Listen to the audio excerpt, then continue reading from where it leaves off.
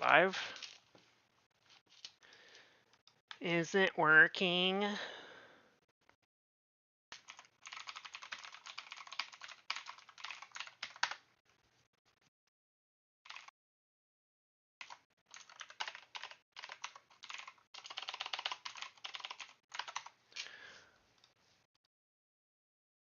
Bruh, I'm so tired.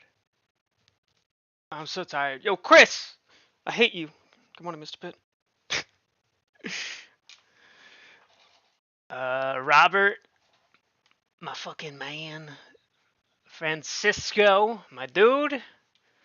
Chat James, my guy. Walter, my... I can't come up with enough synonyms for guy, dude, person, whatever. Jesus. How many fucking viewers are we at already?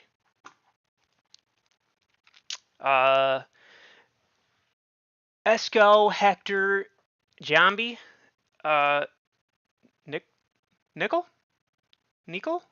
I don't know how to pronounce that. Sorry. Joseph, Idiot Go Route, L, Andrew Ducker, Trey McCorkey, GT, Chris. All right, y'all have. I can only read so much. But how we doing, lads? Why do I not have a pop out chat for the thing? Wait.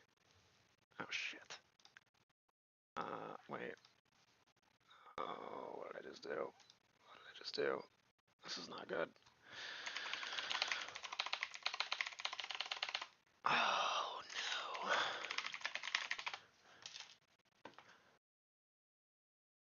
no. Bruh.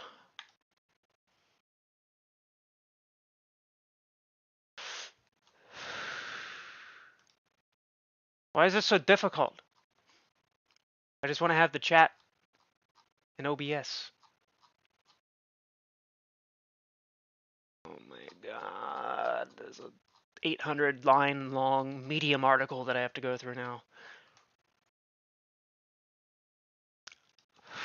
This is so unnecessarily difficult. Alright. Talk about Ape. Ape is dog shit. Ape is worthless. Ape is backdoor dilution. I'm not a financial advisor. Never have been. Never will be. If I was, though, I would say don't fucking buy it.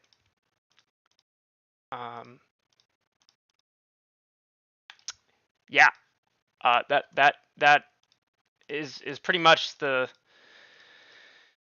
summation of that. It's literally worthless. It provides no fundamental value. It's just this piece of AMC that got split from the actual intrinsic value of the company, and then is being used as a debt vehicle and a dilution vehicle, and is screwing over shareholders in the process. I see no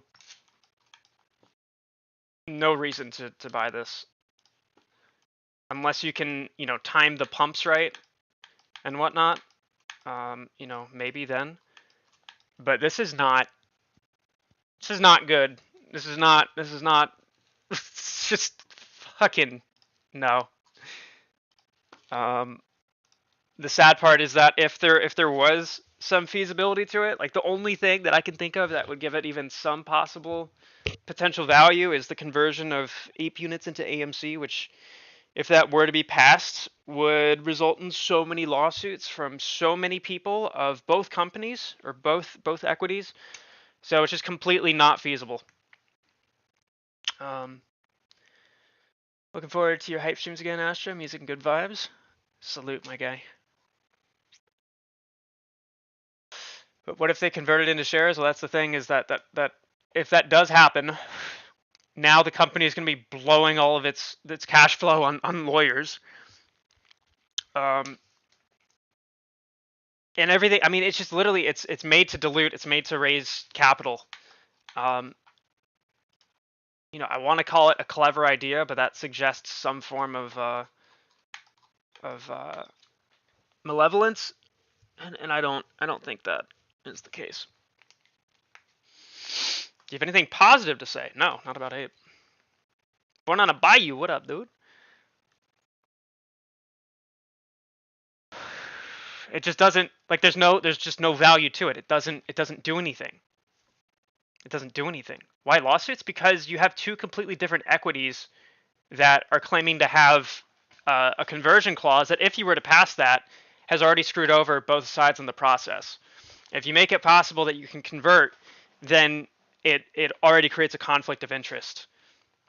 And then it's just kind of like willy-nilly dilution whenever the company wants to, which I guess every company is entitled to. But when you cut the intrinsic value of a company in half and then allocate that half to an equity that doesn't actually have any value to it, that's not how business works. That's just not a feasible solution.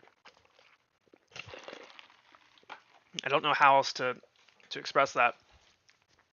It's like cutting a car literally in half and then trying to tell people at the dealership, like, hey, just buy a bunch of these cars. They're not complete cars, but one day maybe we'll turn them into a limo. And knowing damn well that they won't ever do that. And then if they did, they're screwing over all the people who bought full cars, because now they're going to be looking at themselves and thinking, why didn't I just buy half of a car?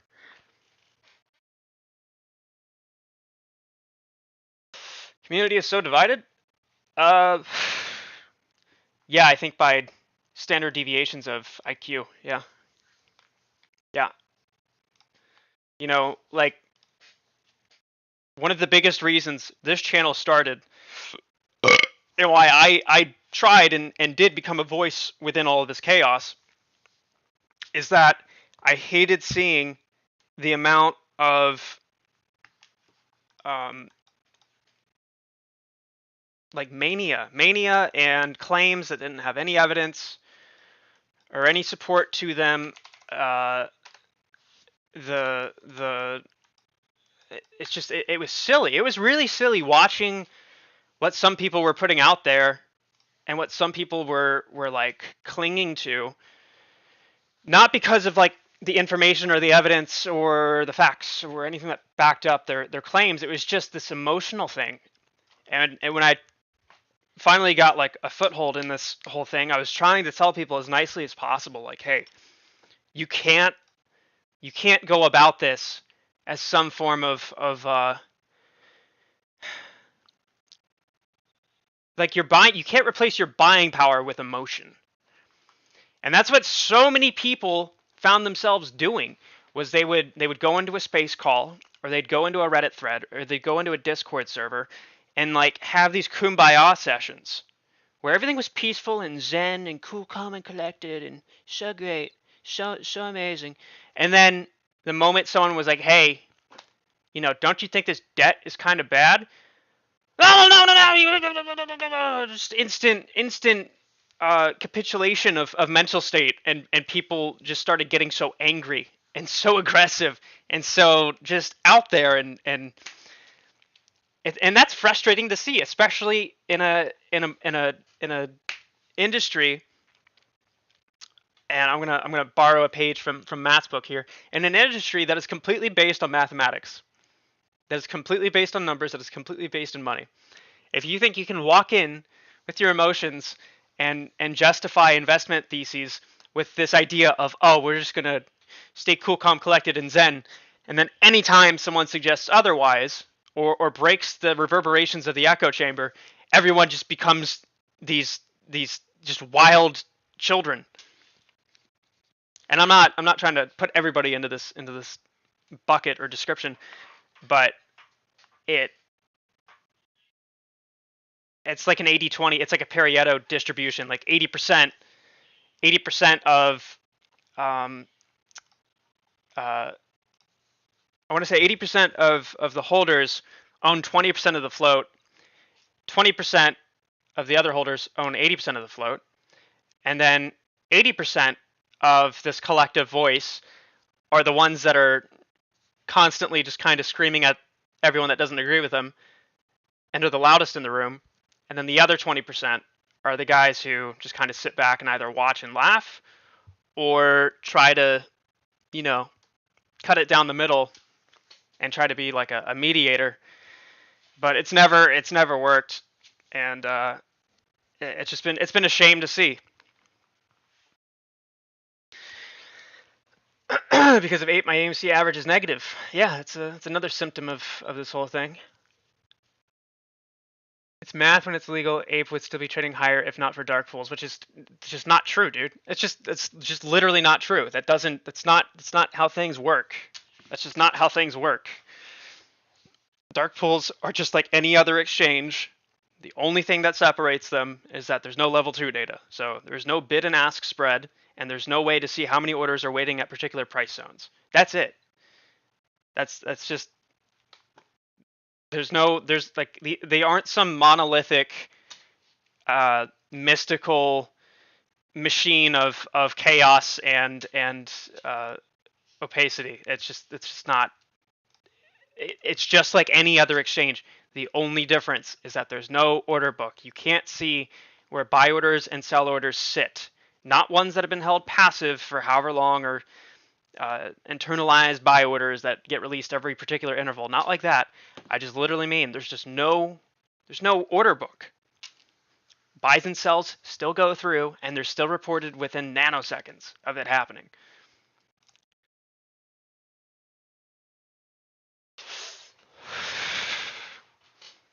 Are you still under the impression that they rolled over Ape's FTDs? No. No.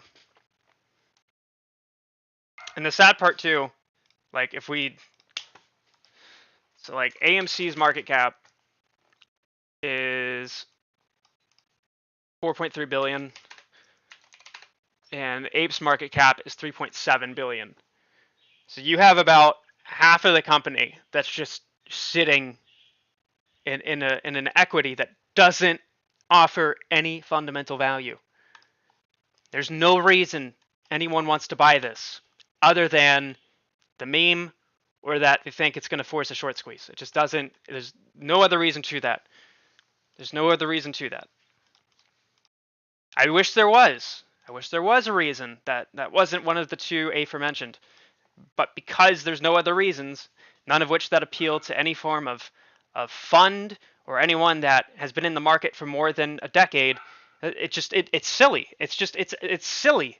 And from day one, when that earnings call came on, and Adam Aaron was like, "We're introducing this new equity, and it's called, wait for it, Ape." That's right, it's called Ape. He said it like 3 times as if there was going to be like this applause soundtrack or whatever, this audio bit that would play. Like, oh, it's so creative, AMC preferred equity. You're just jerking everybody off. There's nothing there. It's a hand job with sandpaper. And everyone's getting in line.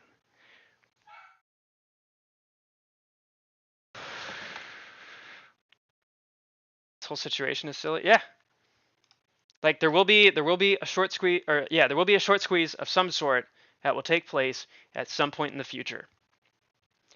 I made a video a month and a half ago that kind of laid out the groundwork for how I think it's going to happen, and that started with the Fed doing a soft pivot, and that's what we saw yesterday or 2 days ago.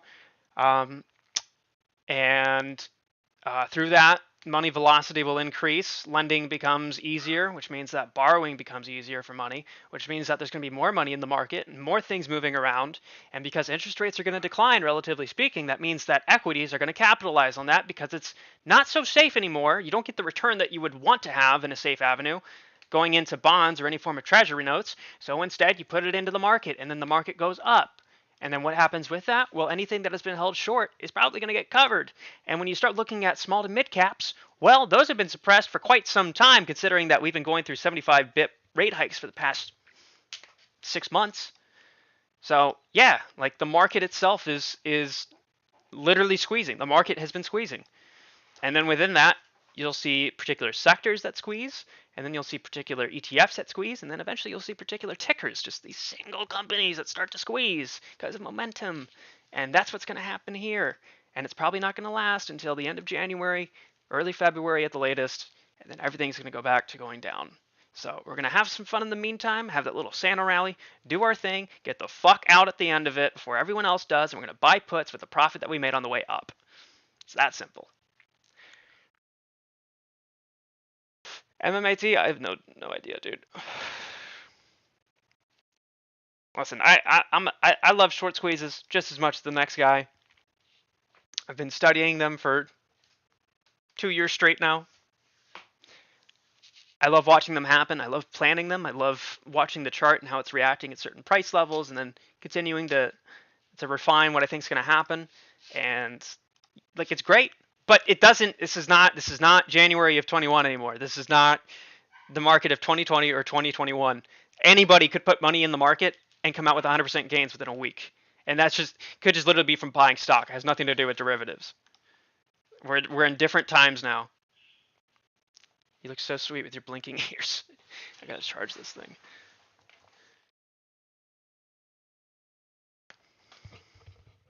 Okay, you was right. Show milk? What the fuck? How long do you think the bull run will continue for? End of year? Yeah, this will be the Santa rally, and then 2023 is going to be a really bad year for markets.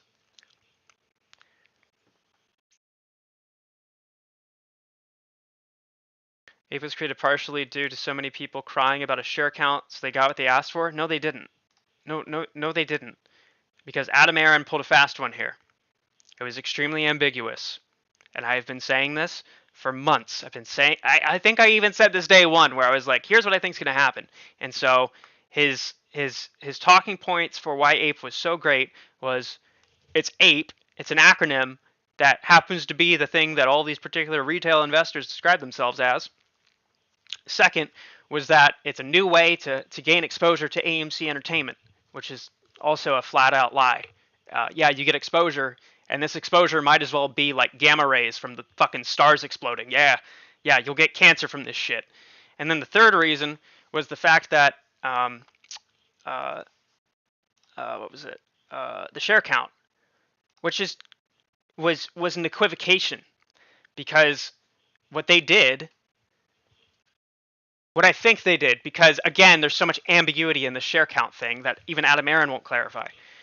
What I believe they did was, yes, they did issue shares 1-to-1, as in the 516 and some million shares of AMC had issued into 516 and some million shares of Ape. The problem is that it wasn't a share count, and it wasn't a form of 1-to-1 in the context that retail believes it is, where if there's this concept of synthetic shares that are out there, and this and that's, these pieces of equity floating around in the back office of Wall Street that shouldn't be there, that are fictitious. It's not a 1-to-1 in the sense that all of those mystical phantom dark pool whatever isms shares, everybody's thinking is that it's going to be a 1-to-1, including those, which is not true. It was a fast one, it was an equivocation, and it was a lie of 1-to-1, as in, okay, we have 516 million and some shares of AMC and that have been publicly issued, that are authorized by the company, so we will use that same number to issue the same amount of shares as Ape. It wasn't a procedural sequential thing of like, for each share inside of each system of each broker-dealer platform where shares exist. It wasn't that. It was just, okay, there's 516 million that are in the float, and then we're going to make 516 million of Ape. That was it. There was no share count. There was nothing like that. There was nothing like that. There was nothing like that. It was a fast one. The wool was pulled over your eyes. It was just an outright lie.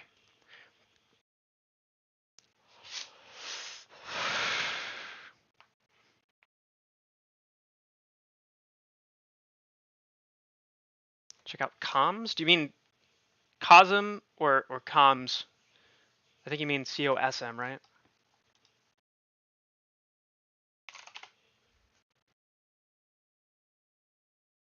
We will find out soon, dude. It's been like 3 months. I think we've already found out.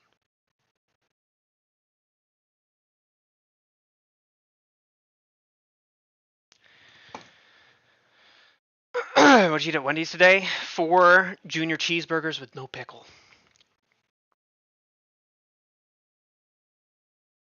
Honestly, then, was it for insiders to sell off their ape? Probably. Did you get the Use Your Illusions box set? Not yet. Not yet. Soon, though. Correct, but if 1-for-1, aren't they now short ape? If they aren't, that means they aren't short AMC, no synthetics.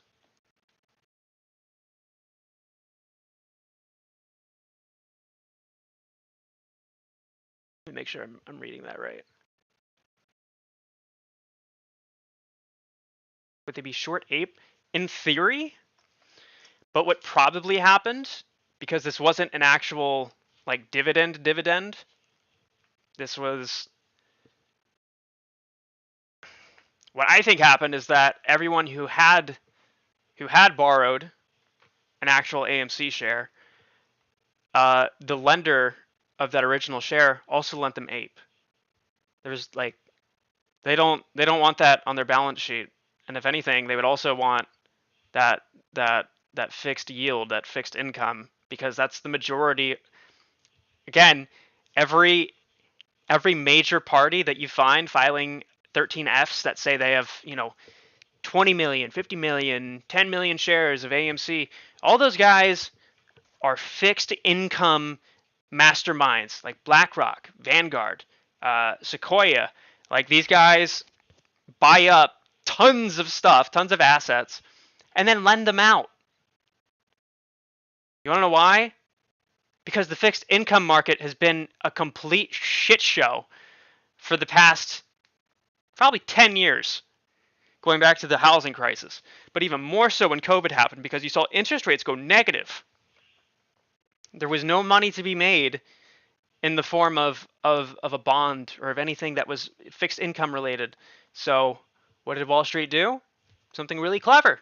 They bought up the stock market and then started lending out those shares based on their intrinsic value.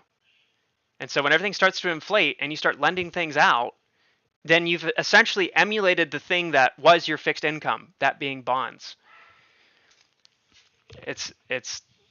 And that's what happens with the majority of small to mid cap companies, because small to mid caps aren't your blue chips. They aren't doing anything like putting vehicles on the road. They aren't doing anything like making buildings or creating food or whatever.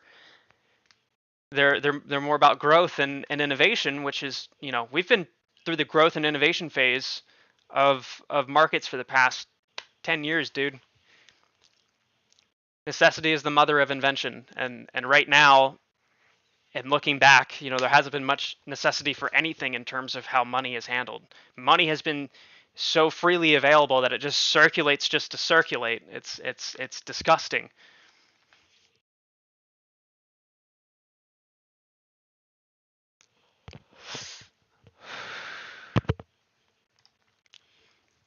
AMC to 20s or 30s again. That's a possibility.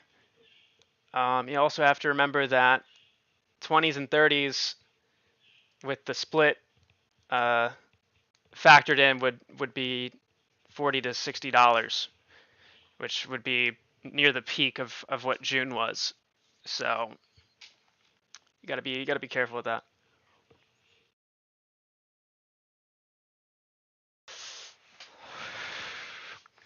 Not money, really, margin and credit. Hey, what up, Frederick? Not the actual collateral that has been scarce, hence massive rehab application. Yeah, it just becomes bundled up within itself, but that still factors into the greater thing, which is just money. That's how everything is. That's where value is arbitrated, and it doesn't escape the system. No matter how many dollars you print, there's not like a new layer of fresh liquidity. It's still all contained within that same thing.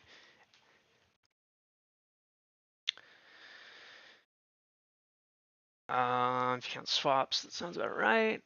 I think only 2% of USD is physical. Yeah, no. I'm not saying. Sorry if I didn't convey that correctly. I'm not saying that like literal physical money like dollars and coins, which coins are like irrelevant now. But like look at all these different services that have spawned over the past 4 to 5 years. Cash App, Venmo, these payday advance services, these corporatized loan services like Affirm, Afterpay, QuadPay. Even Apple is now offering credit through Goldman Sachs. Think of all the different cryptocurrencies that have come and gone. Apple Pay. I mean, you can literally send money with an SMS client. The way that money can move around has become exponentially greater than it was less than a decade ago. Money velocity has gone parabolic. And eventually, that's typically a symptom that things are wrong. The faster that money moves around in a system, the greater the chances are that there's some form of contagion going on. And then you'll also see this incessant amount of derivatives that is created with that, these new financial products that in a healthy system wouldn't be viable, let alone thought of to be made. But when money starts to move around fast and the amount of it also increases, right? Not just the speed of the money, but the amount of money. And that's where you can start to see inflation kind of peek into this. It's just not good. And then just look at everything that has been going on. We're seeing, FTX, which was 42 or 44 billion dollars worth of fraud that had occurred. Madoff in his scheme, I think, was 28 billion. So you almost doubled what Madoff did 14 years ago. And the amount of time that took to happen versus how much, like, Madoff was recruiting clients and setting up that whole entire network for, I think, 2 or 3 decades. And here we have some schmuck who can't even shave properly, who now is, convincing the biggest asset managers in the world to invest and to be a part of it. And before you know it, he's raising these meme rounds of capital and 69 different investors put up anywhere from $420 million at a time to $6.9 billion at a time. Like, that's how stupidly easy money has been to get a hold of and to do stupid stuff with. And then before you know it, it all blows up. And in the amount of time it took Madoff to formulate that and execute it, and then to later be found out and punished for it, this guy did it within a tenth of that. This is all becoming really, really, really dangerous and stupid, and it's kind of just setting up for the great stage, for the great act of where there's going to be some catastrophe, and then of course, because the government does what the government does and the rich do what the rich do, they capitalize on that chaos and they make opportunity out of it, and then now you have a digital currency. That's what I'm going to guess is going to happen.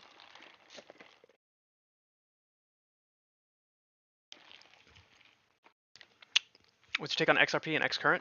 Super bullish. Super, super bullish. SBF does so much Adderall, it's honestly impressive. Dude, I got flashbacks looking at that guy.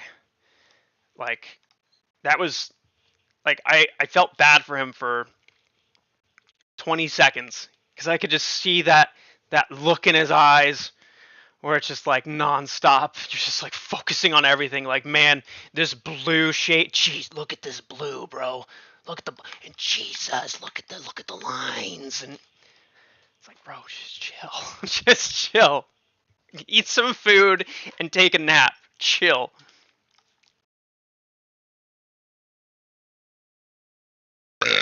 Oops.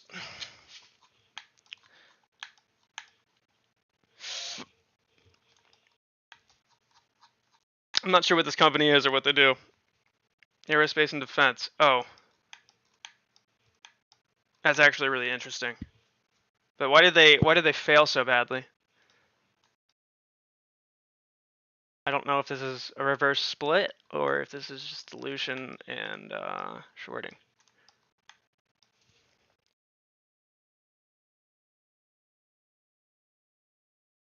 XRP is to compete with Swift, but ask yourself what Ripple is dumping XRP for.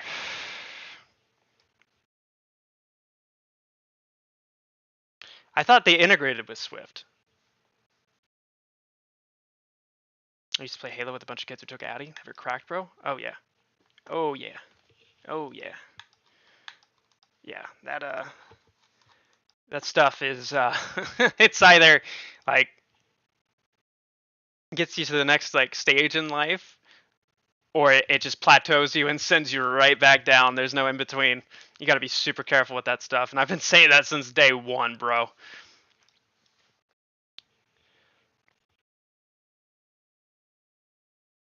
They were 8 cents and got up to 80 cents. Short interest is 1,300%. 1,300%. I bought into Cosmo at like 12 cents, and then I sold it at 24. I didn't even bother looking at any of the metrics. And I feel like an idiot because it went to fucking 80.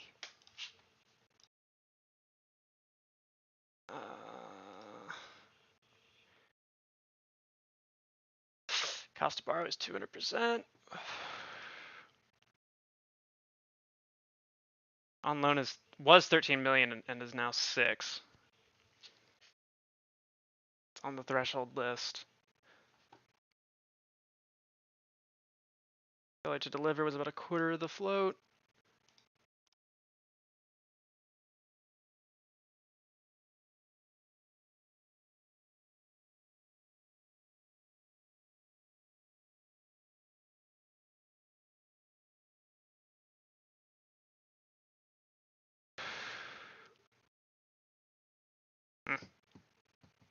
Interesting.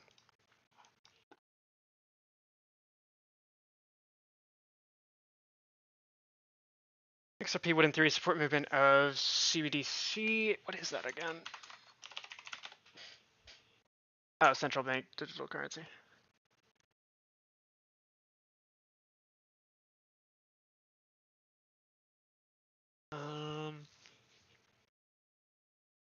Swift is Belgium. They don't play well with others. The industry model-wise is built around Swift.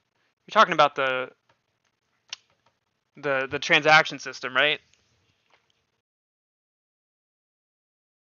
Banks are starting to increase fee revenue. That happened in the last financial crisis. Yeah, I mean that's what you see like with it's like commissions in brokerages. Like the more money that moves around, the more money they make. So if it starts to move around even more, then why not increase the amount that it costs to do so, even if it's just by a couple bips? Like that's a lot. That's a lot.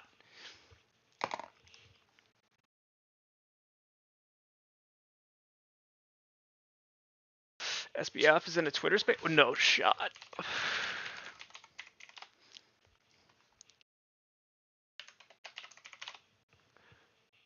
Oh my god.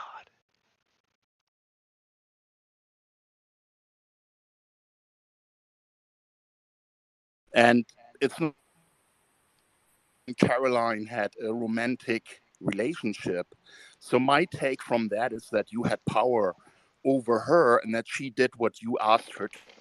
So my two, would anyone believe? You're dropping out, Kim. Yeah, why would anyone believe anything you say when you're throwing your own lover under the bus? And then I was told. I'll let you, please, Kim, if you can get to the question so we can get through the line of questioning, if you don't mind, please. Caroline is here and listening right now. So is there anything you would like to say to her? I'm deeply, I mean, look, I fucked up big, but I'm pretty offended by some parts of that. Like, Caroline and I had been together for a while. I don't control her. I never did. I think it's really fucked that you would say that I would, that's how things work. And, you know, putting that aside for a second, like, I wasn't super involved in Alameda. I was not involved at all in the trading. I hadn't been for years. I was intentionally not getting involved in it because I was concerned about a conflict for interest. But you know, as to you know, I guess I'm not entirely sure what the question was. There's sort of. We'll go back. We'll go back to the line of questioning. Chet, I'll give you the mic because I know that was one of your questions as well. Chet, go ahead. Yeah. So SBF, thank you for at least coming here today. Were a customer assets ever backed one-to-one at FTX?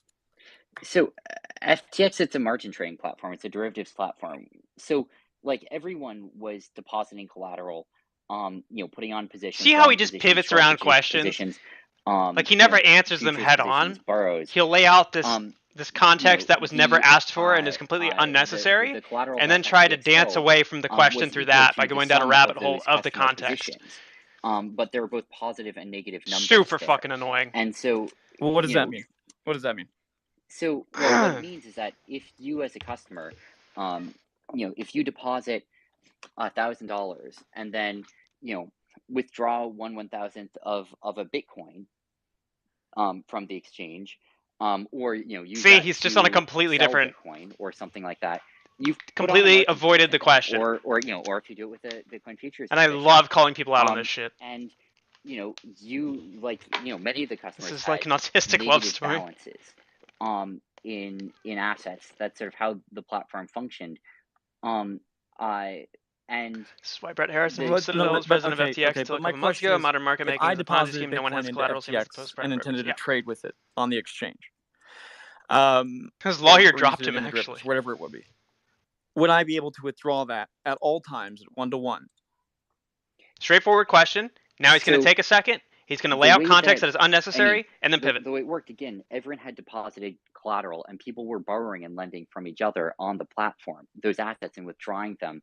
But it should have been the case that, we could have liquidated any of those positions, that we could have margin called them and sold them off to regenerate whatever. But was it ever the case? Was it ever the case? He's going to press him, that, and then he's going to double down. Backing of Sam's going to double down on the where, pivot. let's say 2018, 2019, was there ever a point in time where there was an actual 1-to-1 backing in the custodial portion of FTX?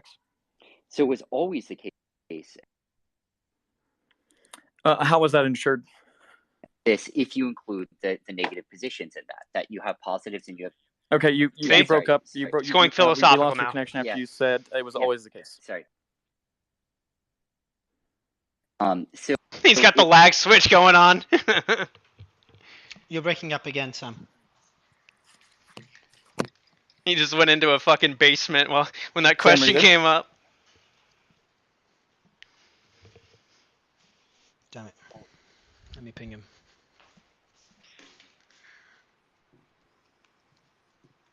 He's rugging the space just like he rugged his customers. Can you see the can you see him? Hello. Chat on stage. Yes, perfect. You're back. okay. We can hear you again. Sorry. Is your connection fixed now? Yeah, it's not a connection thing. It's when my phone gets a notification that it cuts out for a second. What? Okay. Okay, Can you do you wanna please put your phone in not yeah, disturb? Oh, if yeah, you can, that's a put it good to not idea. disturb or turn off notification. That'll be good. All right, give me a second. And just a reminder for panelists, if you don't mind, Yep. we'll open up the mic for the panelists right. after the questions, please.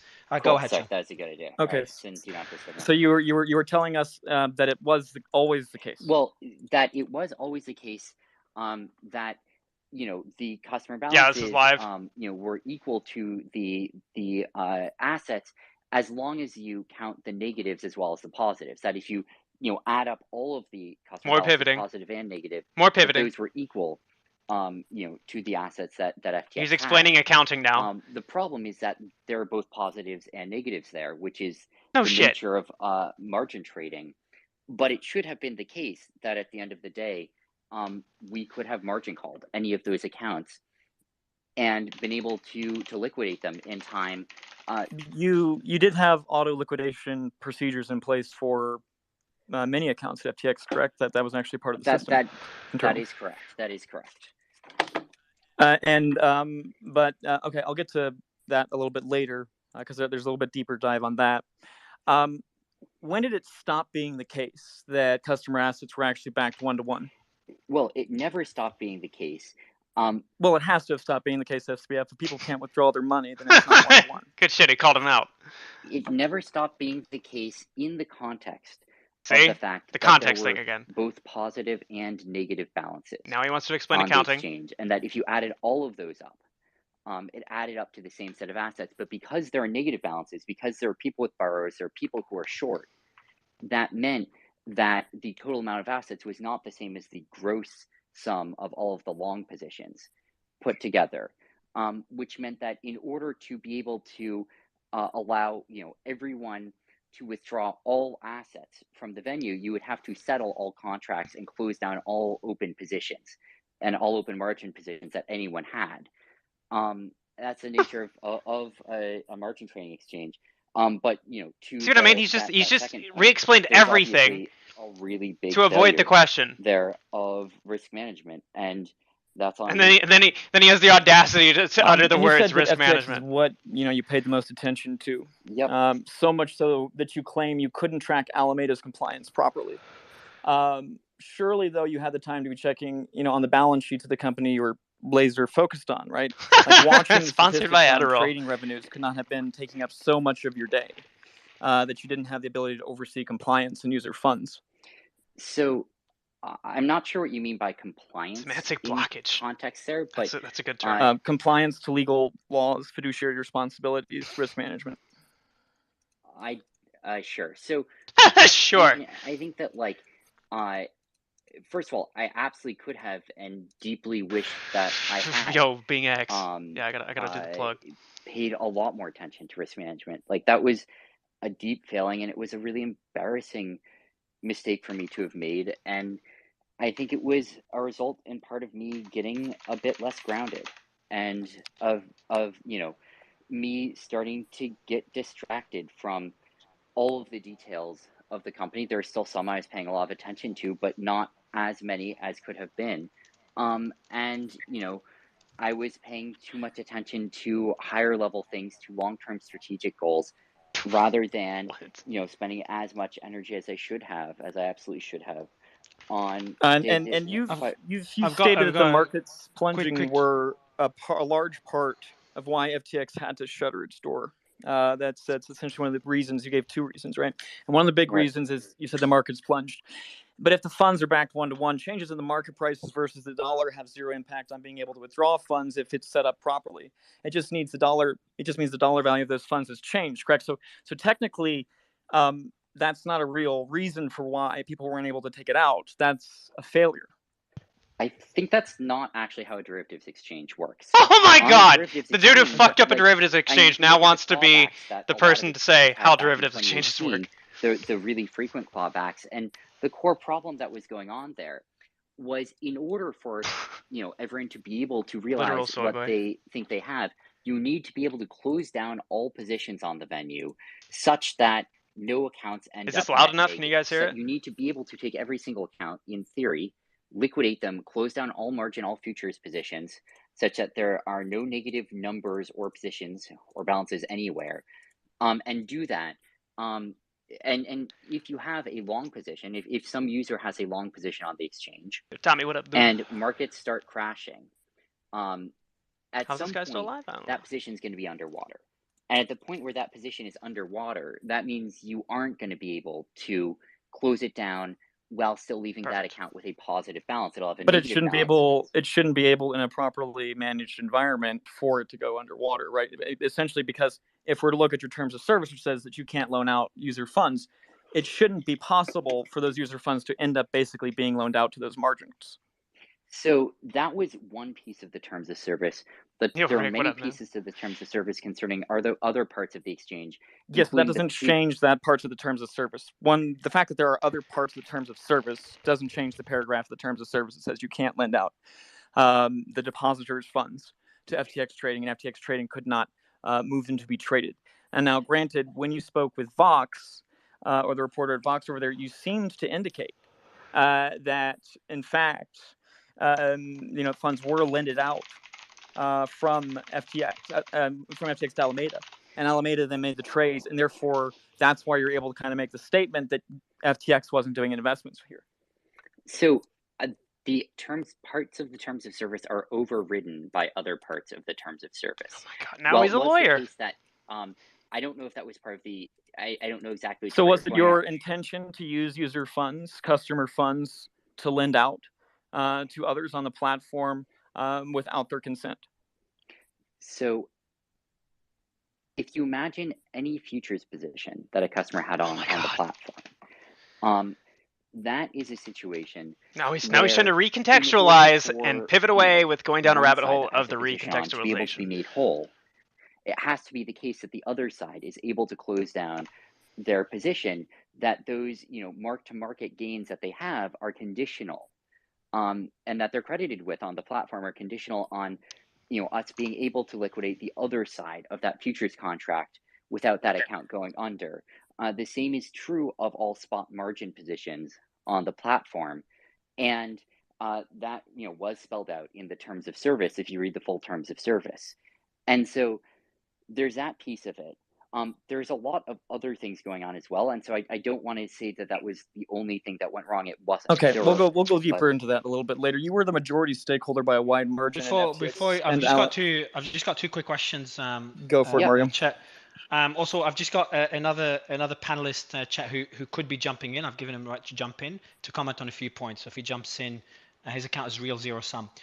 Sam, my question is, was Alameda allowed to remove assets from FTX? And is that how they paid back Genesis and others who demanded to close their loans? So, all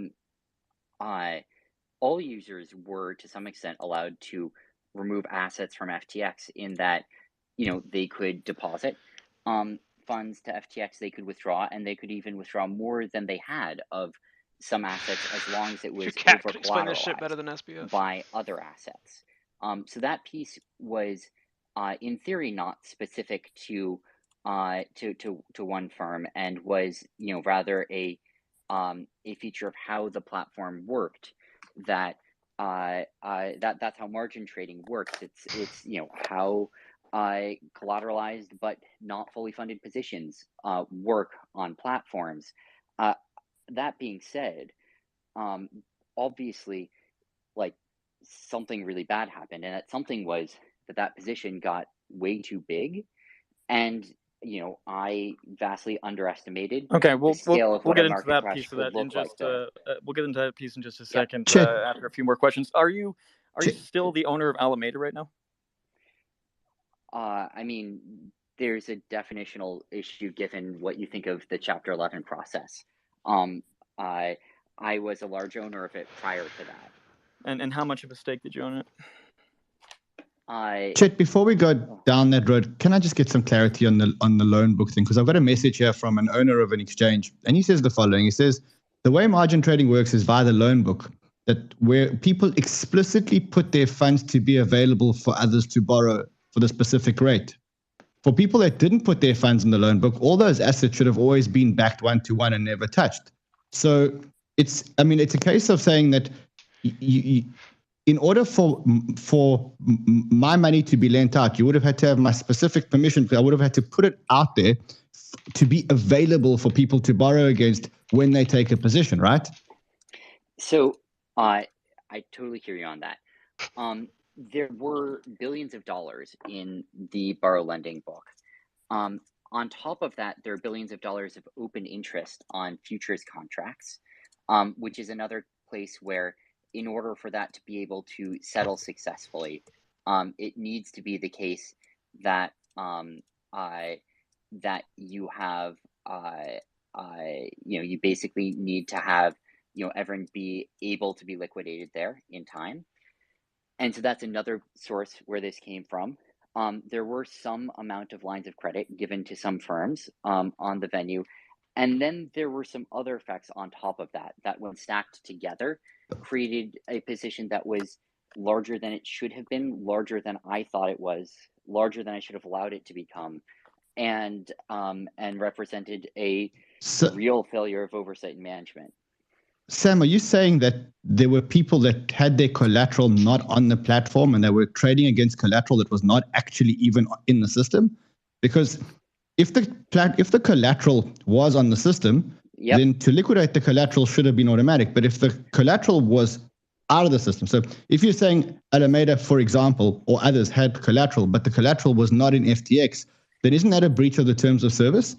Oh, they did have collateral on FTX, unfortunately. And I say unfortunately, but this was a huge mistake of mine as well, because I should have anticipated, the prospect of this and should not have.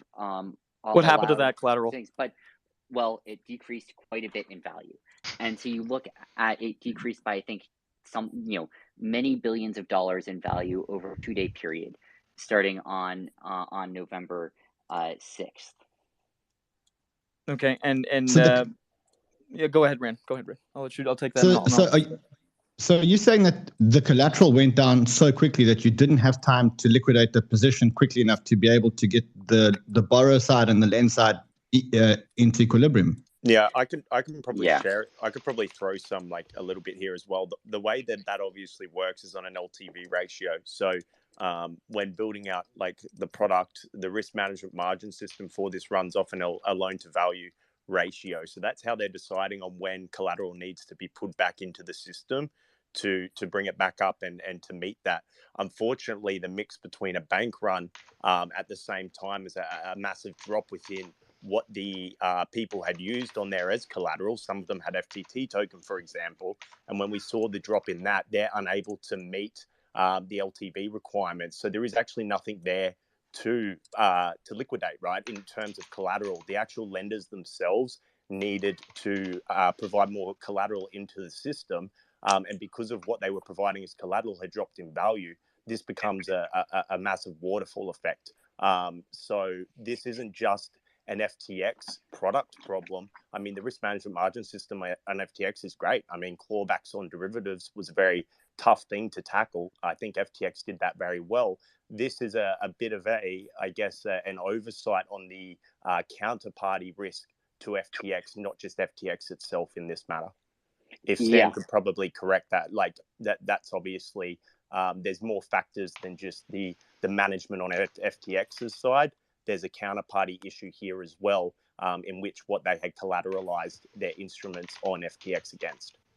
Yeah, everything you said there is correct. And it was absolutely a failure of counterparty management. It was a failure of oversight of the account. It's a failure when it's not him doing it. Management responsibility.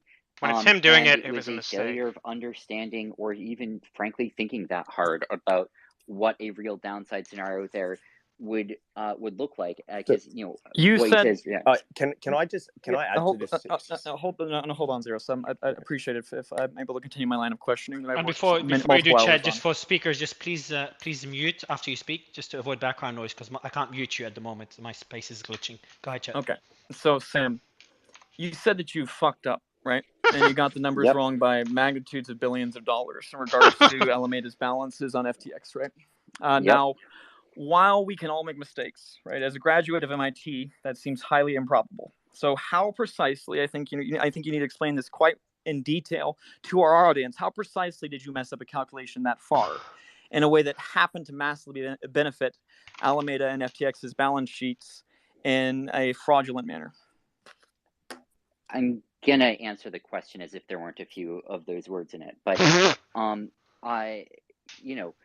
basically, and I should caveat this by saying that I unfortunately don't have access to most of the data right now. I've he's getting cornered. He's going to leave now, probably. A number of the systems, and so because of that, this is all piecing together. Yeah, no, really appreciate you. From my recollection, from the pieces of data I have been able to find from the analyses I did in the days shortly after the crash. So these are all going to be approximate answers, and I apologize for that. I think he enjoys the attention. I don't have the exact, he sees himself as like a martyr of some sort. He definitely has like a martyr complex and like a redemption complex. An accounting quirk, where he thinks that he can just like interview his way into like an echo chamber for himself, and then so what happened there was try to come off as like a savior figure. About this that sort of reference this fact. You scroll back to 2019 when FTX was first founded, and see how he's talking like he's. It's like he's giving an autobiography. FTX. He's talking about himself like he's this years later. Figure but, of 2019, 2020, of grace. Get bank accounts that could take customer deposits for FTX. We obviously were operating crypto wallets and had crypto deposits and withdrawals. But some customers, generally ones that had in many cases sort of like foreseeing relationships OTC with Alameda, would wire money to Alameda Research, asking to be credited to their FTX account, and they'd wire it straight to Alameda, and then we would do a ledger transfer on FTX, effectively from 100% Alameda. That's a good way of putting it. To that to whoever sent that wire transfer in order to credit them. Watch videos of psychopaths when they are being Over the interrogated by last the few police. years, Sounds we like this. transitioned They never away stop. from Yeah, that system. it's a great point. Because It's a over great the last point. few years, FTX was able to get its own bank account. He's very in its own name, self-ingratiating. and straightforwardly take customer deposits through that. There are legal documents drawn up around that payment service relationship. I didn't know the details of those, and there was an accounting system built out for it that I know the details of. Who built out the accounting system? And it's a set of developers. It's At your direction or at someone else's direction? I honestly don't remember. It was 3 years ago and 3.5 years ago. And, I think that I was probably involved in some very high level discussions around it, but I don't remember, and I don't know if I ever knew exactly who was involved in making exactly those decisions. Why not? So, Chet, do you mind if I just ask a question? You mentioned that people were depositing money into Alameda, and then Alameda was doing a ledger transfer to FTX. Isn't that highly illegal, though, specifically in an exchange environment? Isn't it illegal for a related party to act as a middleman between a customer and an exchange? I think so. Can you point to in what way? Sorry, obviously it can be done in a poor manner. Like you could implement it in a way which is not okay. And I think it should be disclosed, which it was disclosed. And ask him how much it costs. So what was Alameda's role? What was Alameda acting as? If I was putting money into Alameda and that money was appearing on the FTX exchange as a credit in my account, what was Alameda's role in that structure? Because they would need to have a money transmitting license or a broker dealer license or something if they were accepting money from a customer that was then landing up on an exchange. No. How did you paid off the CFTC? And by the way, FTX US, to my knowledge, is fully solvent, fully funded. It wasn't asking about solvency. Strange that happened there, to my knowledge, and he wasn't asking about solvency. Customer funds and should be opening up withdrawals. Why did you file it for bankruptcy then? I'm an idiot. I was given poor information by lawyers. I was pressured very heavily to do so by people I no longer believe were acting in the interest of customers. It was 4:30 a.m. I was extremely exhausted, being hounded by many people. I made yet another really poor judgment call. Before we go to the bankruptcy. Hold on a second, Mario. This is an important question. Who all was there at that meeting? I was speaking with legal counsel at the time. Were your parents present at that meeting as well? I actually don't know if I'm even allowed or supposed to say who is there, but the first day, the bankruptcy declaration seemed to say that that was actually the case. At 4:30 a.m., you finally resigned with your parents. Oh my God! He brought mommy and daddy. And the parents. So why are you hesitant to mention the fact that your parents were present at that meeting?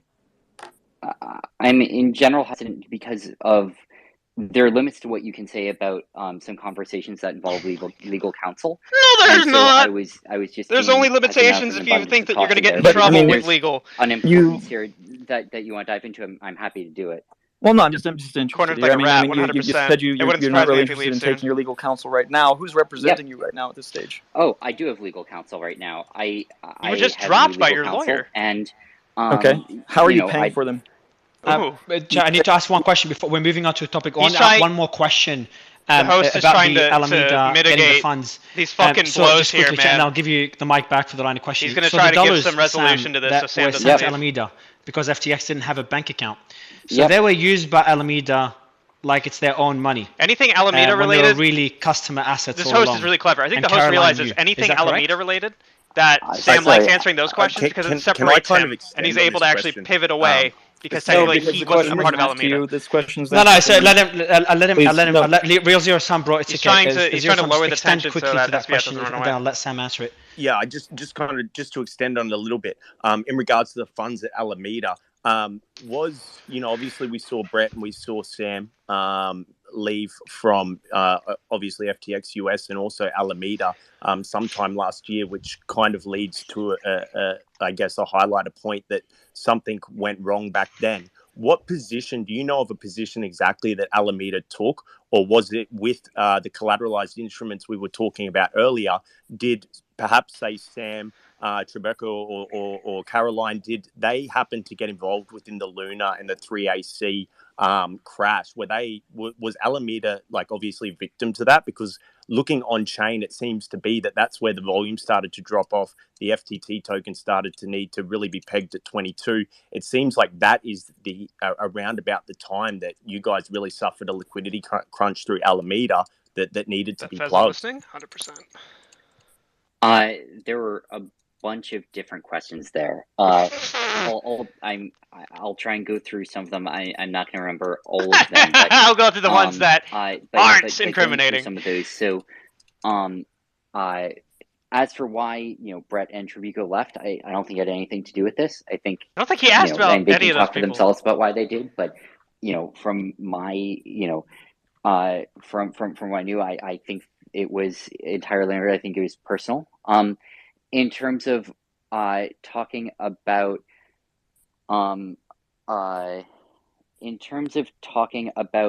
timing, I don't have granular detail here. I don't have access to that right now, and I wasn't running Alameda, so I don't know exactly what happened. I don't believe that there was a large loss coming from Luna itself, but I do think Alameda was probably quite long the market in general, that it had a net long position, and that the general market collapse that happened then did decrease its asset values a non-trivial amount. I think there are a lot of other questions asked, but it's okay. So I'll give the mic back. So I'll give it back to Chet. Chet, I'll let you continue with the line of questioning, please. All right. Now you've claimed that Alameda's trading ties with FTX had lessened significantly over the years, correct? Yeah. Yet data from Arkham Intelligence and reviews of public blockchain records show that over 50% of Alameda's deposits and withdrawal volumes since early 2018 had gone through FTX from all data analyzed prior to August 31st of this year. Their data also showed, quote, 22% of on-chain deposits and withdrawals to FTX digital wallets interact with wallets belonging to Alameda, close quote. And Anchain.ai was also able to reveal that from June 1st until July 22nd, Alameda's known wallets were the largest stablecoin depositors and sources of liquidity to all of FTX's known wallet addresses. And your firms were made aware of this data, correct? So, just to kind of jump ahead of some of this, I think those are all very similar statements. He just avoided the questions by jumping ahead. I prefer that you just answer the question. Were your firms made aware of what I just asked you? I'm not sure. I was vaguely aware of some things related to that. Bloomberg reached out to Alameda on September 14th about this, did they not? I wouldn't know. I'm not Alameda. You own Alameda. You wouldn't have been consulted on any press. You weren't consulted on anything that had to do with press in Alameda, ever. Is that your claim? John, I don't know that I can make a statement about ever. I can't remember having been consulted on many things related to Alameda press. I don't remember this particularly coming up, and I think I may have been. Well, but you just said a few seconds ago that you remember something kind of like this. Sorry, I remember chatter about some things like this in the crypto ecosystem. That's interesting because you just contradicted yourself. So this means that you would have been aware of an issue already ongoing at a minimum as far back as September. If we're to believe that you didn't know anything prior, right? So why would this not cause you to look deeper into something that would appear to show, years after you claim the separation had waned, that Alameda still had too much power on FTX trades? So can I answer the question? He said you can't remember the question. Please allow Sam to answer, please. Go ahead, Sam. Yeah, okay. Go ahead. Thank you. So I'm not surprised by the fact that Alameda was a large fraction of stablecoin deposits and withdrawals on FTX. That doesn't surprise me at all, because Alameda was, first of all, a large fraction in general of stablecoin deposits and withdrawals and activity in the crypto ecosystem. But second of all, specifically did do a lot of cross-chain conversions of stablecoins with and through FTX. So in terms of Ming, thank you for coming in today. You to finish the rest of that Danish? Stablecoin, can I have that Danish? They interrogated everybody. Low blood sugar. It went on for months. It was a total fucking harassment. But not a single Strat Knight cracked. Gladys Carrera? And in retrospect, Doesn't ring a bell. Sorry, I have no recommendation of that. No. Alameda's No. positions No and idea. balances I don't recall that and transaction. You guys on ever milk? FTX, and that was absolutely huge oversight. Absolutely. The Why comment didn't you when there was Francis chatter Ortiz, about you this? called so many times. I just thought you might remember that. Would So you the comments that I remember had been any of making those? I do not around recall any of trading that. This activity. Abdul. I do not. How many No, I trading don't recall. on I do not. FTX had dropped from something like 45% of volume in 2019 to something like 2% of volume in And is that Nope. public 2022. record? Is there anywhere to verify that claim? I've said it many times. I don't know how one would verify it publicly. Okay, but so it's just your you word. can- Okay, go on, continue. You could ask the relevant teams. You could ask the Chapter 11 team for that data. You could ask anyone who has looked at that data. You could ask I've just many I've different just people. DM'd you. You could look at the post it. files that we I- submitted time I and can time post again it. to verify. Yeah. Okay. Chet, I've just DM'd you He's as well still fucking the talking. data now, so you can check your DM. So go ahead, Sam. Yeah. So, Yeah. so from a trading and volume perspective, it was the case Yeah, this host is on that point. Alameda had become a fairly small fraction of FTX's overall activity.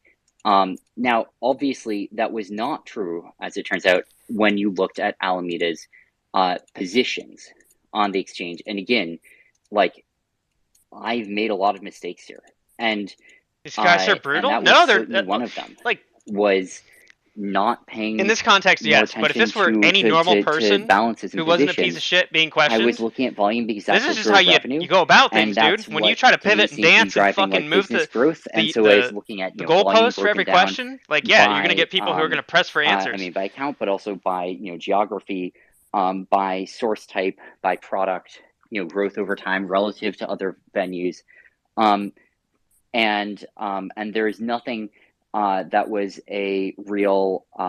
There's nothing alarming happening in those trends. Obviously, in terms of positions, there was.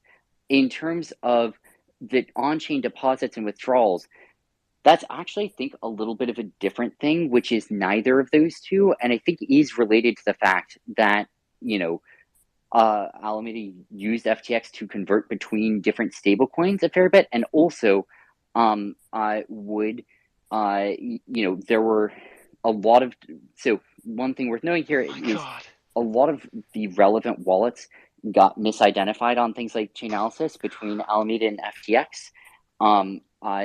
And some of these wallets were basically what FTX was using to convert between two different stablecoins. So if a user, deposited a lot of BUSD and then wanted to withdraw USDC, there'd have to be basically, and if the reserves were mostly in BUSD at that point, there'd have to be a redemption of BUSD and then a creation of USDC, which would be sent back. And so that activity represented a fair bit of blockchain-based stablecoin deposits and withdrawals to and from FTX, although it was fairly separate from the rest of what was going on. In what way were you? Sam, In what way were you protecting? Sorry, Mario, stop that. In what way were you protecting customer assets? Sorry, are you? When you say in what way was like, FTX protecting customer assets? Which way did you ensure the protection of customer assets? So there were some ways that we did. Obviously, there are ways I deeply, deeply wish that I had done way better at, and deeply regret what happened. The ways that I had been focused on it the most had been looking at a combination of basically of looking at the cybersecurity side, ensuring that there weren't have to fucking do with this on the wallets, keeping a counting of the assets, making sure that didn't deviate from what some balances was, getting gap audits at the end of each year. What does gap have to do with this, bro? And you're talking about accounting like you cared about it. Frankly, a lot on the fiat deposit withdrawal side, where customers would be trying to send money to and from the exchange. And you just mentioned auditors there. Who audited your finances? Oh, he's got him here. It's so I'm not 100% sure if it's public who that is. I can say so after, presuming that it is. I think was Prager Metis a that is correct. Auditor? And Sam, I'll give Rand. Rand, you want to ask a question? We'll give it back to Chet. I'd like to finish what I'm saying here first, and then Okay, go ahead. Chet, and then the interruptions really aren't helping. Where were they headquartered? It was a U.S.-based firm. Okay, and now the Bahamian securities regulator issued a statement on November 17th saying they ordered FTX to move, quote, Bahamian funds on November 12th. Is that correct? There's a statement that was roughly like that. I don't remember the details of it. Oh my God. Okay, and were you able to? You were the one who functioned this out, according to your statements to pretty much everyone over the past few days. You functioned this out. Were you able to do this as you were still the controlling owner of Alameda and the debtor, or what gave you the capability to do this after the Chapter 11 was technically filed? I don't believe that I've confirmed that as the one who did it, because I was largely not. But in addition to that... But hold on a second. You have stated in your interview with Tiffany Fong just a few days ago that you in fact told them of your intentions to do this at least a day prior to them even making a request. Is that correct? Sorry, intentions to do what? The funniest part is that they could come up with a quote from him. Unclear on that at all. And if they can gaslight him into it, he'll just go with it. Like, didn't you say that? You don't think that's correct? You like sniffing glue? Okay, so hold He's on like, well, I one don't know if it's second public while I record play or not. for you, But you said your own audio. you love Elmer's. And for everyone listening, this is so I from mean, yeah, I do like to an interview sniff with glue. Sam Like, Bankman-Fried they and could Tiffany totally pull that Fong, on this fucking guy. from just a few days ago. Withdrawals were opened first to citizens of Antigua or Bahamas, yes. Yes, and then the regulators or securities said that was not approved. Yeah, I think the right decision. Wait, sorry? All right, so I gave them a heads up. His earbuds just died? I think his earbuds just died. They didn't say yes or no. They didn't respond. And then we did it. The reason I did it was it was critical to the exchange being able to have a future, because that's where I am right now. And you do not want to be in the country with a lot of angry people in it. You do not want your company being incorporated in a country with a lot of angry people in it. And so it was, realistically speaking, shitty, but like, yeah, the pathway forward for FTX involved Bahamians not being pissed at it. Because I guess it could have been looked at as like insider withdrawal sort of thing. Oh, it wasn't insider withdrawals. No, this was trying to create a regulatory pathway forward for the exchange. Just to like kind of appease the citizens of the country that you're currently in, basically. And that the company was about to be assigned a provisional liquidator. And okay, so that seems to directly refute what you just told me, does it not?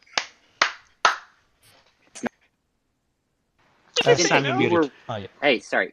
The incident that you were referring to was a different one, I believe, or at least the incident that I like. If you repeat where that came from, the recontextualizing incident that I believe, or sorry, start that question over again. I at least inferred that you're talking about a time when Bahamian. I stated the Bahamian securities regulator issued a statement on November 17th saying Bahamian. they ordered FTX to move Bahamian funds on November 12th, so 5 days prior.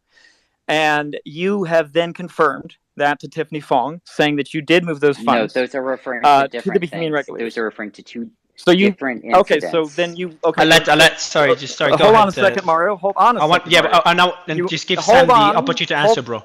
Yeah, I'm going to, but I'm reframing the question, and you're really not helping right now. So the Bahamian funds on November 12th were removed. You're saying are separate. So what was the separation? So you're saying did you move citizens' funds and actually allow citizens to withdraw funds? Hi. In which incident? Oh, I just wanted the incident in which you're referring to Tiffany Fong. That was a separate thing where we she's in here. had withdrawals open for some Bahamian residents on the exchange. That is something that I think. So the chick that just joined, she was recording that phone call where he like incriminated himself without realizing it, and without him knowing that she was recording. That was prior. And she just joined the space call. That was prior to any filings. That was when I was CEO, unambiguously of all of FTX, and was unrelated to the other incidents that have been referenced in filings and other things. Okay, so we have Tiffany Fong here as well. Was that your understanding of the conversation? Yes, that was a separate question. It was not regarding the hack. That was about the reopening of Bahamian withdrawals. So I just wanted to clarify that. That was not in reference to the hack. So she just Guys, called him out do you mind if I bullshit. go back to just the beginning? Just say No, on pivot here. on the exchange there were spot They had him positions and cornered. there were Now they're margin throwing in positions. another question. Point, the exchange ran completely out of funds. What happened to the that had spot positions on the exchange? Because they shouldn't have been leveraged, right? So there are a few answers to that. The first is that there were a number of withdrawals that did happen he was on talking the about exchange. spots not being the case liquidated, that not all of the withdrawals. funds were not available. I think we processed, I want to say something like $6 billion of withdrawals over a few day period, and so part of the answer to that question is that a fidget spinner that I hear? They were a lot of those withdrawals were processed prior to playing with a fidget spinner? the liquidity crisis and prior to withdrawals being effectively halted. There are I think a bunch of other things going on as well there, some of which I'm still digging into, some of which I'm still piecing together. But yeah. But Sam, let me just ask you a very simple question. If I'm a user of FTX, I deposited 1 Bitcoin into FTX on spot. I'm not a leverage trader. I just day-to-day use the leverage exchange. I'm just trying to understand where my Bitcoin is today. Just a little bit of clarity of that. Was that Bitcoin notional Bitcoin on the exchange, but the money sitting on Alameda? Was my Bitcoin used as somebody else's collateral without my permission? I think let's separate the discussion between spot and futures. On futures, I understand that there could have been potentially maybe a margin mismatch, and I hear you. And I'm going to give you the benefit of the doubt because I think we had some good interactions, and I don't believe that you're an evil person. But I'm just wondering about the spot exchange, and that's people that didn't give anybody permission to use their money, but that money is no longer there anymore, right? So I'm just wondering what that money could be.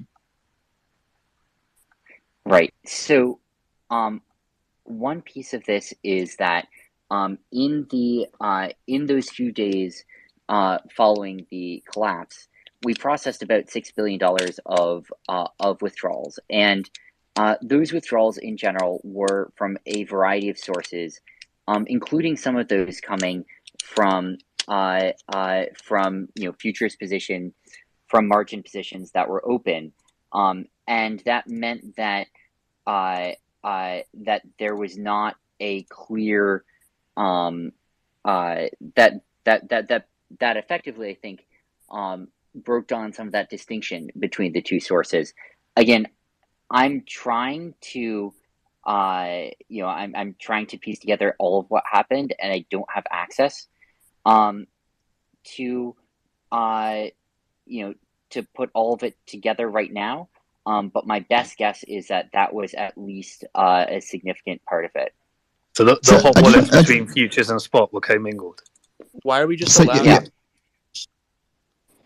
Yeah, so it sounds the like hot wallets between futures and spot, those were co-mingled, right? That's right. Yeah, in general, balances were treated as effectively fungible with each other. Okay, no, wait. I just want to with that in mind, I just want to try and understand something. So I put money I want to deposit money into FTX. I deposit money into Silvergate Bank, which is United States Bank. I put the money into the bank. That money lands up in Alameda's bank account, right? So now you've got, let's say I take $100, I deposit $100 into FTX, but what I actually do is I'm depositing into Silvergate's account on Alameda, and the account name is Alameda. So now Alameda has $100 of my money, and then I want to buy a Bitcoin for let's say I put $20,000 in, and I want to buy a full Bitcoin. The money is, tell me where the money's sitting now, though, because this is the part that I'm confused about. Yeah, I'm not surprised you're confused because it's confusing, and it confused me, and there were a lot of poor decisions made there, on our part. My understanding, and again, I'm not 100% confident in all of this. I am still trying to piece together all of this, again, without access to data in retrospect, but my general understanding is that, and here you're referring, I think, to the, especially the sort of 2019, 2020 era where there were no FTX bank accounts, but where some customers were wiring straight to Alameda Research. I'm trying to work out if the money ever left Alameda and was stored in a custodian somewhere else, which really represented a balance on the exchange, or whether there was a money deposited into Alameda, which we'll talk about in a second, and then you just gave me a notional balance on FTX, which was just a digital number on a screen, and you let me use that money to trade potentially notional Bitcoin, because actually I didn't have physical balance on the exchange because the money was sitting in an Alameda account. That's the part that I'm trying to understand. Right. Because that would make sense as to why Alameda had so much money to invest in projects and FTX didn't have any money to pay out to customers, right? Yeah, so I believe that was part of the story. And again, I'm not 100% confident. I'm working with what I have here, but I believe that what you said is effectively part of what happened. I'll give one caveat to it, which is that I believe there was a ledger transfer away. It wasn't just a pure crediting of the customer on FTX. There was a transfer from one account to another, but that debit didn't clearly show up as a debit on Alameda's main account, and so did not clearly add on the dashboard to the risk of Alameda's position, which is now we're having one IT of the things that led to me being surprised by the size of the position. Because that makes sense as to why there were no more Bitcoin to withdraw, where customers like that I know had Bitcoin balances, because those Bitcoin actually didn't exist because it was just notional. You were just letting us buy notional tokens that didn't actually really exist. Or another way of phrasing that. Because otherwise you would have had to have the USDC somewhere. He just fucking baited him. I believe that what you're saying is as well played. What happened. Chet, do you want to continue with your questions, man? That might be damning right there. Yeah, so just to continue here. So when you're saying... baited him into saying that he didn't actually own any form of collateral, just notional values. Which means that in the event of a liquidation, they didn't actually have the liquid instrument on hand. They just had the notional value. When we say move them, this was a question of which withdrawals in which jurisdictions were open when. There were other jurisdictions where withdrawals were open as well. It was not a single shut off on all process. But yeah, there were liquidity issues creeping up, and we had a staggered shut off effectively of withdrawals. There was not large size for what it's worth that went out there. Nearly the entirety of the withdrawals that we processed, I want to say something like 95%. I think more than 95% of the withdrawals were all done prior to any shutdowns. But there was a little bit left that came out from some jurisdictions, the Bahamas being one, Japan being another. Given that Japan has segregated assets, shit is like as if Robinhood went bust. And there may have been one or two other jurisdictions as well. Why did you allude to saying that you moved those funds to appease Bahamian authorities by ensuring that Bahamian citizens wouldn't be angry at you for losing their funds, specifically in this context? So I wouldn't say I moved them. I mean, it's a question of whether to close withdrawals, and it was accounts choosing whether or not to initiate withdrawals. I wasn't initiating them, but yeah, that was one of the jurisdictions that we were last to turn off withdrawals in. That is correct, and it felt appropriate given that was where our primary regulator was. That's where our headquarters was, and but after about a day of that, we started to see some signs of people trying to abuse it, and we shut it down. Sam, just one question. You guys... I dropped out. Go ahead, chat. Sam, you claimed that FTX US and FTX Japan are entirely solvent and also entirely separate from the rest of your companies, correct? Yep. I think everyone would be interested to hear why you filed for bankruptcy for both of those, not just FTX US, but FTX and Japan. Why did you make that decision, regardless of the time that you made it? If you knew these were entirely solvent, why wouldn't you have argued to keep them out of the Chapter 11? I argued for quite a while to keep them out. In the end, I was informed in a way which I no longer believe was true, that this filing would not mean that withdrawals would be shut off there, that this did not mean a bankruptcy filing, that it was just a provisional step, but that appropriate and responsible steps would be taken in those jurisdictions. I am surprised at what happened after my filing. I don't know why that's what happened. And he's a sociopath. That's why sociopaths always get convicted. Put a micro camera in front of them. Okay, and just to go a little bit further there. So you specifically though didn't file FTX Digital Markets, right? FTX Prey, Express Prey, and at least 2 other entities in the Chapter 11. Right.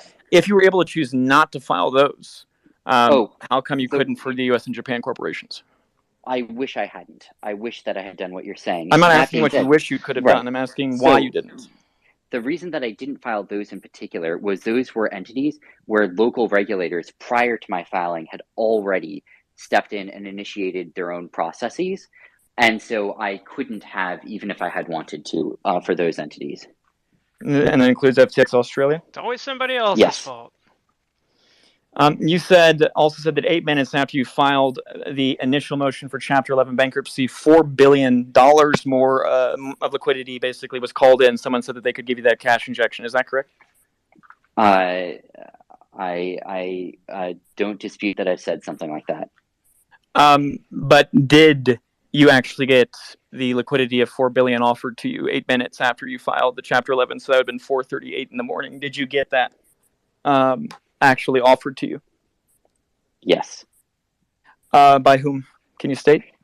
I cannot. Okay.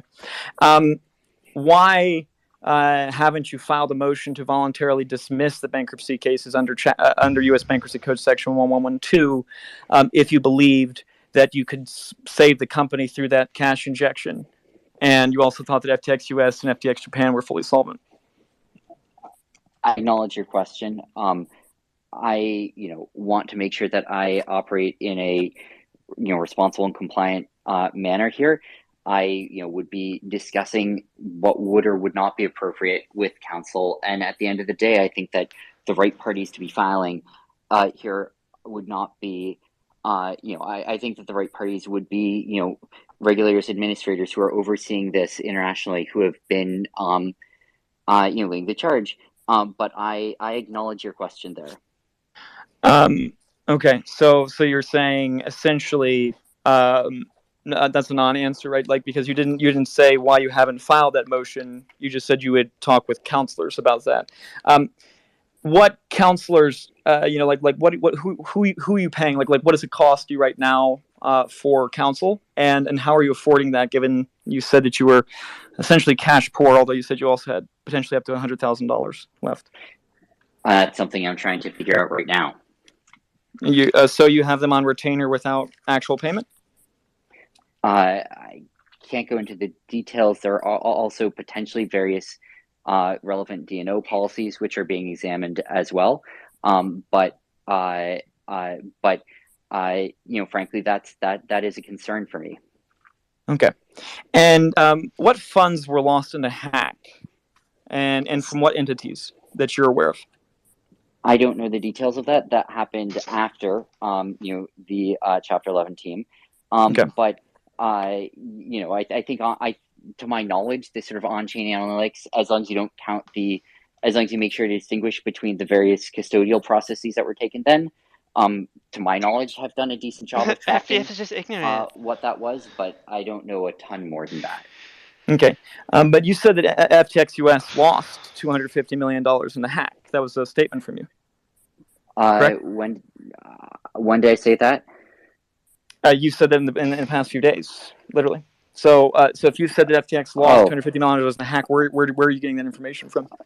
So I would be surprised if I'd said that it had done that. I think I wouldn't be surprised if I'd speculated that maybe the notion of it was something kind of your own reaction of what had happened on chain, but I don't think I know exactly how much it was or from exactly what entity. Okay, but if you're assuming that much, and Arkham Intelligence also reported that around $204 million of funds were moved off of that U.S. exchange to Alameda just a few days prior to the bankruptcy.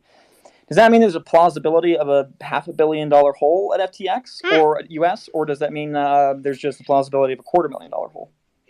So I will make a few notes. This is all as of when I had last looked into it, and my data is somewhat stale here, so I'm just guessing as best I can. First of all, the funds moved off. There are also funds moved on. There were a lot of deposits and withdrawals on FTX US from many customers, including Alameda. But those were fully solvent accounts, and to my knowledge, all of the customers ended positive on FTX US, such that there was no hole created by any of that activity. There's not the only hole he knows is on the international exchange, so that part would not contribute to it. In terms of the hack, I don't know how much that came from FTX US. I might be knowable from looking at on-chain activity. I had believed FTX. Oh no, he got another notification. I've lost his audio. Is it just yeah, no, it's me too. Oh, sorry. Yeah. Oh, you're back. Okay, Sorry, Sam, we Sam, just lost you there for about we lost you there for about 10 seconds. Yeah. Yep. Sorry, I'm back. But I had and basically like to my knowledge, I think that there were substantial surpluses there, such that I think it would still be, to my knowledge, solvent. Although again, I don't have access to current. All right, chat. I'm going to go hang out and do a trivia night. So I'm gonna get out of here. Love and appreciate you guys. Might be live tomorrow during the market. Yeah, we're gonna find out. Follow me on Twitter, @thatguyastro. Love you guys. And stay black.